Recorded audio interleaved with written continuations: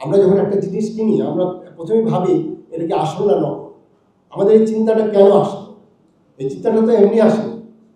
আমরা বিদেশে গেলে কোনো একটা জিনিস কেনার সময় কি আমরা মনে করি যে না এটা ফেক প্রোডাক্ট? বাংলাদেশে এমন কোনো প্রোডাক্ট নেই যেটা নকল হয় না। আমি সরকারে প্রায় 31 বছর 4 মাস কাজ করে মাত্র 44 দিন আগে আমি শ্রম এবং কর্মসংস্থান মন্ত্রণালয়ের সচিব হিসেবে বিআরএলে আসছি।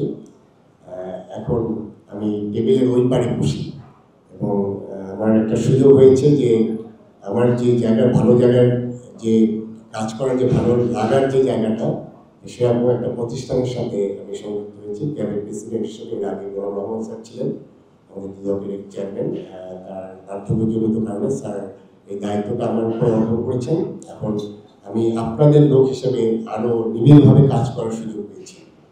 সত্যিকার অর্থে যে সরকারে থাকা অবস্থায় অনেক ক্ষেত্রেই আমরা অনেক কিছু বলতে পারি না, অনেক নিয়ম শৃঙ্খলা অনেক কিছুই থাকে, এবং তারপর আমরা চেষ্টা করে গেছি যে দেশের মানুষের জন্য বিশেষ করে ভোক্তাদের স্বার্থের বিষয়ে আমরা সবাই মিলে কাজ করেছি। আর এখন প্রাইভেট সেক্টর থেকে এই সুযোগটা আমার আরও বেশি সম্প্রসারিত হবে এবং আপনাদের সবার সহযোগিতা চাই। এই প্রত্যয় ব্যক্ত করে আমি আমার কিছু বিষয় আমি এখানে তুলে ধরব। আমাদের এখানে যে মাওলানা সাহেব যিনি পবিত্র ধর্মগ্রন্থ থেকে পাঠ করলেন এবং তিনি সেখানে যে কোড করে রেখেছেন আমাদের পবিত্র কোরআন শরীফে যেটা বলা আছে যে ওজনে কম দেওয়া যাবে না, ভেজাল দেওয়া যাবে না, কিন্তু আমার মনে হয় পৃথিবীর মধ্যে আমরা এমন একটা জাতি যে অনেক কিছুতেই আমরা চ্যাম্পিয়ন হতে পারি না, কিন্তু এখানে আমরা খুব চ্যাম্পিয়ন। সারা ওয়ার্ল্ডের মধ্যে আমি বলবো যে এখানে আমরা খুব চ্যাম্পিয়ন। সামনে পবিত্র রমজান আসছে, এখানে প্রাইভেট সেক্টরকে আমি একদম স্পেসিফিক সরাসরি আমি দোষারোপ করবো না, কিন্তু কতিপয় আমাদের ব্যবসায়ী তারা চিন্তা করে 11 মাসে ব্যবসা করেনি, অতএব রমজান তাদের ব্যবসার একমাত্র মাস, এবং সেখানে তারা রমজানে ভোক্তাদেরকে আপনার জিম্মি করে এই ব্যবসাটা করে নেয়।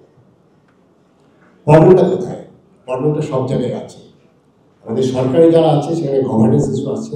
আমরা কি বুকে হাত দিয়ে বলতে পারি আমাদের এখানে আমরা সরকারি যারা আছি তারা তাদের যে দায়িত্ব যে পাবলিক পারসেপশন, এবং এখানে আমার ব্যাচমেট বন্ধু ফেরদৌস যেটা উপস্থাপন করলো অনেক কাজ করছে, কিন্তু পাবলিক পারসেপশন কি বেস্টের জন্য কি সেই লেভেলে আছে? সেই প্রশ্ন কিন্তু এখন আমাদের তোলা দরকার। দ্বিতীয়ত যে বিষয়টি, আমাদের ইন্ডাস্ট্রিতে কারা উৎপাদন করে? আমাদের তো ব্যবসায়ী মহল। আমি গর্বের সাথে বলি, আমি যেহেতু কমার্স মিনিস্ট্রিতে আমি 11 বছর কাজ করেছি, আমাদের প্রাইভেট সেক্টর ট্রিমেন্ডাস ভালো কাজ করছে। আমাদের জিডিপির 82% প্রাইভেট সেক্টরের হাতে। সরকার যতগুলো ব্যবসা করছে তারা ফেল করছে। আমি হাজার হাজার উদাহরণ দিতে পারি। শিল্প মন্ত্রণালয়, আমাদের চিনি শিল্প আছে, আমাদের অনেক শিল্প আছে, সেটা সরকার রান করতে পারছে না। প্রাইভেট সেক্টর এই দেশকে এগিয়ে নিয়ে যাচ্ছে, এমপ্লয়মেন্ট জেনারেট করছে। কিন্তু এই প্রাইভেট সেক্টর আজকে যে অবস্থায় আছে তারা সারা ওয়ার্ল্ডে প্রায় এখন 150টা দেশে এক্সপোর্ট করে। আমাদের pharmaceutical all over the world export হচ্ছে। আমাদের আরএমজি আমরা ওয়ার্ল্ডের অলমোস্ট সেকেন্ড লার্জেস্ট আমরা এক্সপোর্টার। সব আমাদের ডেভেলপমেন্ট কান্ট্রিগুলোতে যাচ্ছে। এত কিছুর পরেও আমার যখন প্রাণের একটা প্রোডাক্ট নকল হয়, ওয়ালটনের একটা প্রোডাক্ট নকল হয়, এবং সেই নকলগুলো তো আমরাই করছি, এটি তো আর বিদেশ থেকে এসে করছে না। এই জায়গাগুলোতে আমরা আমাদের সরকারের অবস্থানটা কি, আমাদের প্রাইভেট সেক্টরের আমাদের অবস্থানটা কি, আমরা কি সেই ভয়েস রেজ করতে পেরেছি কিনা? এখানে আমার এখন একটা সুযোগ আসছে, এই ভয়েসটা আমরা রেজ করবো, সমন্বিতভাবে করবো। অর্থাৎ আমাদের যারা ভালো ব্যবসা করে তাদের প্রোটেকশন দিতে হবে। সেই প্রোটেকশন যদি আমরা না দিতে পারি তখন আমার ট্রাস্ট, এবং আমার মনে হয় বাংলাদেশে এমন একটা আমরা যখন একটা জিনিস কিনি আমরা প্রথমে ভাবি এটা কি আসল না নকল। আমাদের এই চিন্তাটা কেন আসলো? এই চিন্তাটা তো এমনি আসে। আমরা বিদেশে গেলে কোনো একটা জিনিস কেনার সময় কি আমরা মনে করি যে না এটা ফেক প্রোডাক্ট? বাংলাদেশে এমন কোনো প্রোডাক্ট নেই যেটা নকল হয় না। আমি দায়িত্ব নিয়ে বলছি, এমন কোনো প্রোডাক্ট বাংলাদেশে নাই যেটা নকল হয় না। তাহলে এই দেশে তো সবই আছে। আমাদের বিভিন্ন প্রতিষ্ঠান আছে, বিভিন্ন সংস্থা আছে, বিভিন্ন আইন শৃঙ্খলা বাহিনী আছে, তারপর তো এরকম একটা বাংলাদেশ তো আমরা চাইনি। আপনি সিম্পল একটা আমি উদাহরণ দিয়ে আমি একটা জিনিস যেটা আপনাদের কাছে উপস্থাপন করতে চাই। একটা ইন্ডাস্ট্রি করতে 500 কোটি টাকা ব্যয় হয়। সেখানে শুধুমাত্র কেবল, সেই কেবলের 1 নাম্বার, 2 নাম্বার, 3 নাম্বার, 4 নাম্বার আছে। আসান ভাই কি কেবল কেনার সময় কি দোকানে দাঁড়িয়ে থাকবে? উনি তো একজন কন্ট্রাক্টরকে দিয়েছে, ওই কন্ট্রাক্টর কেবল লাগিয়েছে সবচেয়ে বাংলাদেশের বেস্ট কেবল, সেই কেবল নকল কেবল। উনি ওখানে যে লোড ক্যাপাসিটি, রাতের বেলা আপনার সেই লোড নিতে পারে না, সেখানে আগুন ধরে যাচ্ছে, একটা ইন্ডাস্ট্রি শেষ হয়ে যাচ্ছে। একটা ইন্ডাস্ট্রি শেষ হয়ে যাওয়া মানে আসান ভাই শেষ হয়ে যাওয়া না, একটা ব্যাংক শেষ হয়ে যাওয়া, সেখানে যারা বিনিয়োগ করেছে ব্যাংকে তারা শেষ হয়ে যাওয়া, আর ওখানে ইন্ডাস্ট্রিতে যে হাজার হাজার শ্রমিকরা কাজ করে তাদের পরিবারগুলো শেষ হয়ে যাওয়া। তারপর তো ক্যাজুয়ালিটি আছে, তাজরিন গার্মেন্টসের মতো, আমাদের রানা প্লাজার মতো কলাপস হয়। এর বাইরে যে বিষয়টি আছে, আপনার একটা সুইচ, সেই সুইচ আপনার একটা কাট আউট, সেটি নকল হচ্ছে। এরা তো মানুষ হত্যার জন্য দায়ী। আমরা কি একটা স্ট্যান্ডার্ড সেট করতে পেরেছি যে অমুক কোম্পানির এই ফেক প্রোডাক্টের জন্য এত বড় ক্ষতি হয়েছে, তাদের কি আমরা বিচারের সামনে আনতে পেরেছি কিনা? এই গভর্নেন্সটা কিন্তু প্রচণ্ড অনুপস্থিত। আমি এই জায়গায় আজকে মান দিবস, আগামী বছর মান দিবস পালিত হবে, এর আগে 3-4টা মান দিবসে আমি উপস্থিত ছিলাম। অনেক আমরা কথা শুনেছি, কিন্তু আমরা কতটুকু অ্যাচিভ করেছি? বিএসটিআই এখন তাদের অনেকগুলো ল্যাব করেছে, সেই ল্যাবগুলো আমরা কতজন জানি? এই জন্য আমি বলবো, এখানে শিল্প সচিব মহোদয় আছেন, বিএসটিআই ডিজি মহোদয় আছেন, এগুলো আমাদের ইলেকট্রনিক মিডিয়ার লোকজন আছেন, এই জিনিসটা জানানো দরকার, প্রচার দরকার। দ্বিতীয়ত যে জায়গাটা সবচেয়ে বড় বিষয়, বিডিএস স্ট্যান্ডার্ড। বিডিএস স্ট্যান্ডার্ডটা কি? বিডিএসটা বাংলাদেশের জন্য তো ডিফারেন্ট স্ট্যান্ডার্ড না, সেটা তো ইন্টারন্যাশনাল স্ট্যান্ডার্ড। আমি কেন বিডিএস স্ট্যান্ডার্ডটাকে আমি ইন্টারন্যাশনাল স্ট্যান্ডার্ডে অ্যাক্রিডিটেট করতে পারি? ইন্ডিয়াতে প্রোডাক্ট গেলে আপনার সেখানে তাদের টেস্ট, আমাদের টেস্টটাকে তারা অ্যাক্রিডিটেট করে না, হয়। এটা তো রেসিপ্রোকাল হওয়া উচিত।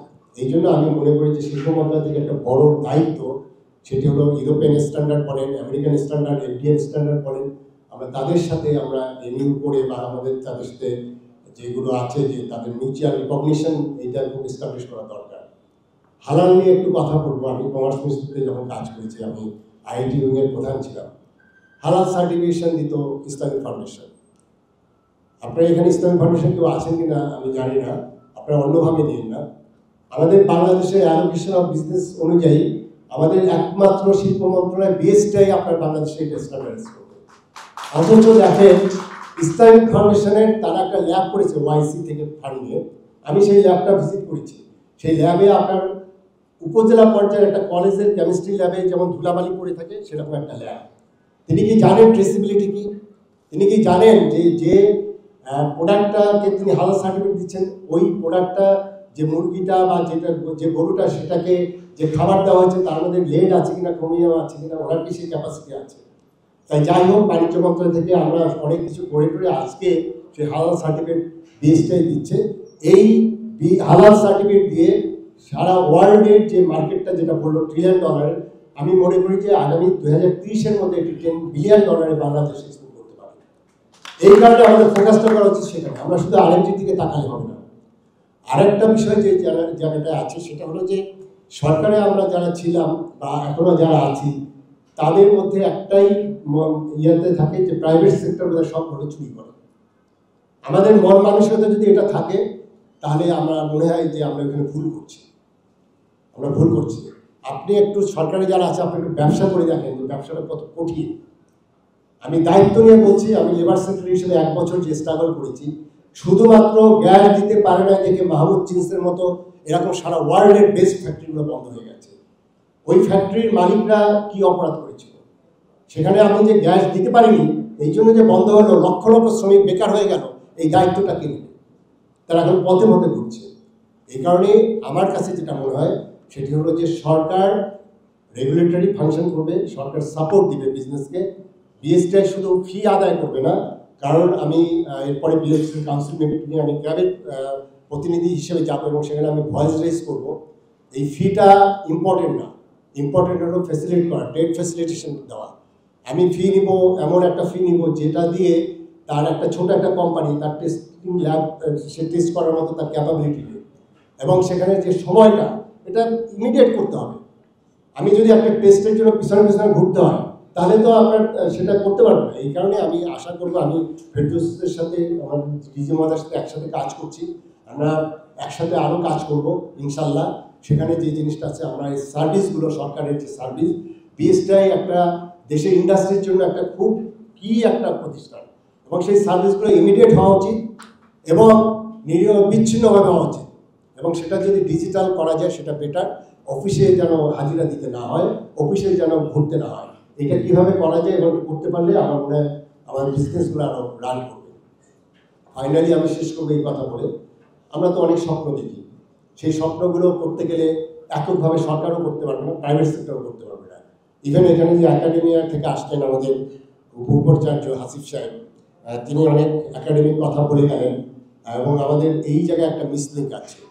আমাদের ইউনিভার্সিটিগুলোতে যেগুলো পড়ায়, প্রাণ গ্রুপের যে লোক লাগে বা আমাদের সিটি গ্রুপের যে লোক লাগে, সেই লোকগুলো কিন্তু ইউনিভার্সিটি থেকে বের হচ্ছে না। একইভাবে আমরা যারা সরকারি যে পলিসি মেকার, তাদের সাথে ইন্ডাস্ট্রির দূরত্ব আছে, আমাদের একাডেমিয়ার দূরত্ব আছে। এই তিনটা জায়গায় যদি আমরা সমন্বয় না করতে পারি, সমন্বিতভাবে কাজ না করতে পারি, তাহলে তো আমরা এগিয়ে যেতে পারবো না। আমাদের অনেক পোটেনশিয়াল আছে, অনেক অনেক সম্ভাবনা আছে। সেই সম্ভাবনার কাজে লাগাতে গেলে আমাদের যে জিনিসটা আছে, যে আজকের যে মান দিবস, সেই মান দিবসে যদি আমরা ইন্টারন্যাশনাল স্ট্যান্ডার্ডে করতে পারি, হ্যাসেল ফ্রি করতে পারি, একটু নিম্ন খরচে করতে পারি, এবং আমাদের এই নকল ফেক প্রোডাক্টের জন্য আমরা এখন ক্যাব বিএসটি এর সাথে কাজ করবো, ভক্ত অধিকারের সাথে কাজ করবো, আমরা ফুড সেফটির সাথে কাজ করবো। এখানে হার্ট ফাউন্ডেশন থেকে আসছে, আপনারা দেখেন কি অদ্ভুত দেশ আমাদের। আমাদের দেশে খোলা তেল বিক্রি নিষিদ্ধের জন্য আইন হয়েছে, 10 বছর হয়েছে, অনেক এফোর্ট দেওয়া হয়েছে। এই খোলা তেলের যে পরিমাণ আপনার স্যাচুরেটেড ফ্যাট খেয়ে, আমরা এই গত 2 মাস আগে আমাদের ওবায়দও ছিলেন, আমরা 31 জন সচিব একটা ডকুমেন্ট সই করেছি। সেই ডকুমেন্টটা কি, নন কমিউনিকেবল ডিজিজের জন্য আমরা ওয়ার্ল্ড ওয়াইড WHO-র জন্য একটা কমিটমেন্ট করেছি। আপনার শুধুমাত্র খোলা তেল খাওয়ার কারণে আমার কিডনি ড্যামেজ হয়ে যাচ্ছে, আমাদের হার্ট ব্লক হয়ে যাচ্ছে, অথচ দেশে আইন আছে এটা বিক্রি হবে না। আমরা পারিনি। আমি যখন DGBS আমি ভোক্তা অধিকারী ছিলাম, আমরা অনেক চেষ্টা করেছি, শিল্পমন্ত্রী থেকে চেষ্টা করেছে, পারিনি। এখন সময় আসছে, আমাদের দেশে যেহেতু আইন আছে, এগুলো বন্ধ করা দরকার, এবং এটা বন্ধ করা দরকার আমাদের সাধারণ মানুষের জন্য, আমাদের জনগণের জন্য, আমাদের ভোক্তাদের জন্য।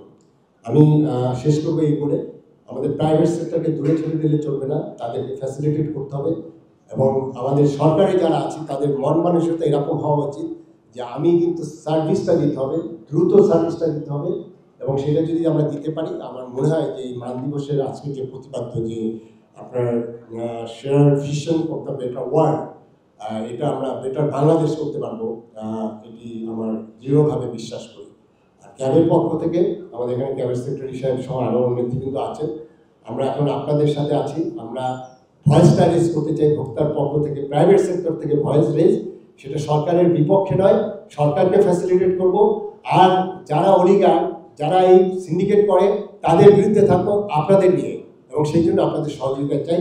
আমরা মিডিয়ার সহযোগিতায় সবাই মিলে আমরা একটা বেটার বাংলাদেশ করবো, এই প্রত্যাশা ব্যক্ত করে আমি আমার বক্তব্য শেষ করছি। সবাইকে ধন্যবাদ। আসসালামু আলাইকুম।